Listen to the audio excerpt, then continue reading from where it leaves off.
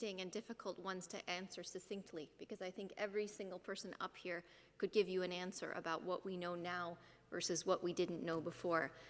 As I've mentioned previously, the acceleration of the science around SARS-CoV-2, the virus that causes COVID-19 disease, is really incredible.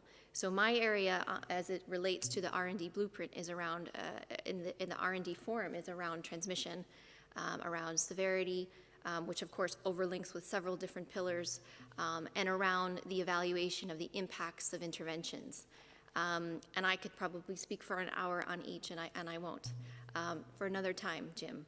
But one of the most interesting areas right now that I think is really critical for us to understand, besides transmission and severity, is around the evaluation of interventions.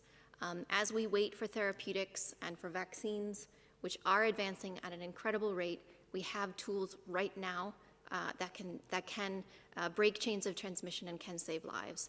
And so through different groups, through our mathematical modeling network, and through the collaborations we have with academics and our member states, is to really do much deeper dives into understanding the use and implementation of different interventions.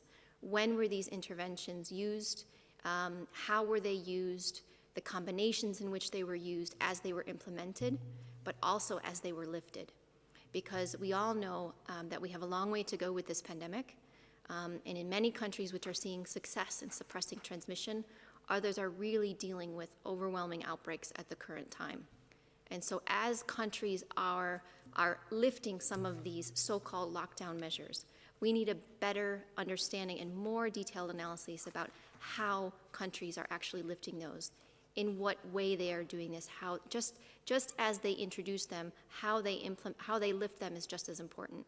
And so we will be working very closely with member states and doing much more deeper analysis about the use of these interventions, so that when we think about going forward in this pandemic, and when we do see resurgence in some areas, we can have better advice and use the experience of other countries about how we could use interventions, hopefully not needing to do these widespread lockdowns as we go forward, because it isn't a matter of public health versus the economics or social impacts.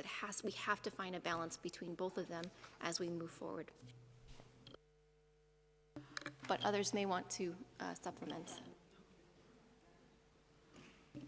Janet Diaz, Clinical Care. Hello there. So thank you. Gosh, what have we learned? I think what we have confirmed that over time, the severity of disease